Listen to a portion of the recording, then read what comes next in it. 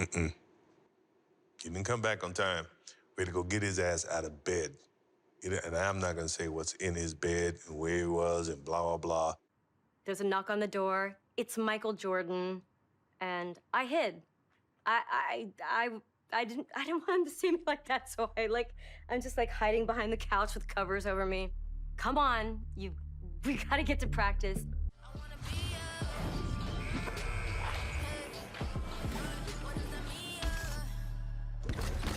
Of course, that's how we're starting to jump. Welcome in. I am Rachel Nichols alongside the 2008 Finals MVP Paul Pierce, the Hall of Famer, Mr. Tracy McGrady. And I know neither of you have a story like that. Coming up, I'm going to go one-on-one with two-time champ Bill Laimbeer from the Bad Boy Pistons. He's going to share his perspective of how their heated rivalry with the Bulls went down. And he's going to reveal something you have never heard about that time they walked off the court before the buzzer in '91. But first, we have got to break down last night's episode of The Last Dance, guys. One of the big themes was how in the Doug Collins years, the Bulls' philosophy was, hey, MJ is the best player on the planet. You give him the ball and let him cook. But while it got Jordan the MVP, that strategy did not ultimately work in the playoffs. It wasn't until Phil Jackson and Tex Winter came along and said, we need to integrate more guys through the triangle, that the Bulls actually won. You see it in the '91 finals. John Paxson was the one who made those crucial shots down the stretch because the Lakers' defense kept collapsing around Jordan. So you guys are both players who at different points in your career tried to carry the entire load as a high-scoring superstar, but at the time, neither of you had other options. Jordan did, though. Tracy, do you think MJ ever could have won if he hadn't embraced a change that even he admitted in that doc he didn't want to embrace at first? Embrace the triangle offense?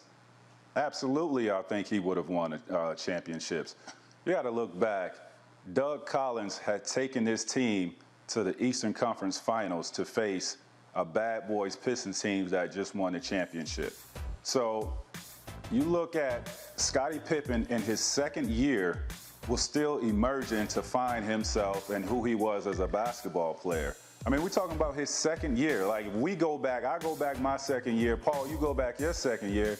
I mean, we still haven't matured as basketball players. Our game hasn't really reached to where we once got it to in our career. So to say that the triangle unlocked Pippen's game, I don't believe that at all. I just think whatever system they were in, whether it was Doug Collins' system, the triangle, Michael Jordan was going to win championships regardless. He's too cerebral of a basketball player to try to beat a tough Detroit Pistons team by itself when he don't have any help. He knows if these guys are going to collapse in on me, I'm going to find other guys. I'm not going to try to take every shot. I mean, and that's just with growth. So I'm under the impression, even under Doug Collins, if he still was the coach, he would have won championships. Yeah, you know what great coaches do? They find a way they find out an offense to get the best out of your best players and the rest that complements the other players. And so in implementing the triangle offense, they felt like Jordan could still be at his best, but it would help the other guys around him. And so would Jordan have been great without the triangle? Absolutely, because in every era, when you look at it, the best player always won a championship. You can go to any era. 99% of the time, the best player of that era always won. He was already an MVP before he won. He was already considered the best player before he won. So, you know, it's just coaches figuring out what's the right system to put around my best player that's going to help out the other guys to help him win. But he was always going to be successful no matter what offense you designed around him. But it works in complement, guys, right? You're the same two players who have told me time and time again the last couple seasons that the Rockets can't win if everyone knows that James Harden is going to dribble, dribble, shoot, right? So you need other guys in the mix. And I know Paul in Boston, of course, getting Ray Allen and Kevin Garnett is part of what helped propel you to a title. But even before that, wasn't Doc trying to get you to kind of change how you looked at the end of games? Yeah, absolutely. I mean, everybody knew the ball was going to be in my hand. So it was up to me to try to trust my other teammates.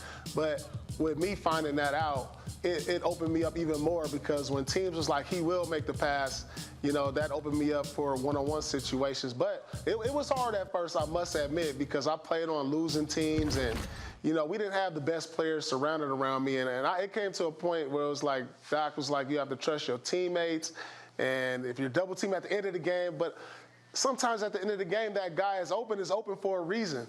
You got a guy who's standing behind the three-point line who shoots 20% from three. I'm going to take my chances with a fadeaway three-pointer over two defenders than passing it to an open guy who probably shoots 10 to 15% from three-point land. And so, but it took a while for me to just like, you know, all right, maybe you're right. But once we got better players, that's an easy choice, Rach. That's an easy choice. Yeah, Tracy, that reminds me of you in Orlando. You didn't have the other guy to pass to. Nah, I didn't have the other guy. My other guy was Grant Hill, who was, you know, dealing with ankle surgery. So that left the burden on my shoulders to go out and produce on the defensive end, the offensive end, in the games. Like, I had to do it all, and it took a toll on it. It's tough. I don't care how great you are as a player. If you don't have that other guy who's an all-NBA caliber type guy, an all-star, you're not going to win. And MJ found that out until Pippen emerged to becoming an all-star. Thanks for watching ESPN on YouTube. For live streaming sports and premium content, subscribe to ESPN+.